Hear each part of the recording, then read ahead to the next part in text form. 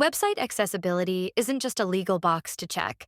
It's about making sure everyone can use your site, regardless of disability. Most developers make a huge mistake by relying only on automated testing tools, which catch just 30 to 40% of accessibility issues. The pros use a four-phase approach that actually works. Phase 1. Run automated scans with tools like Axe or Wave to catch the obvious problems like missing alt text and color contrast issues. Phase 2. Manually test your site. Can you navigate using only your keyboard?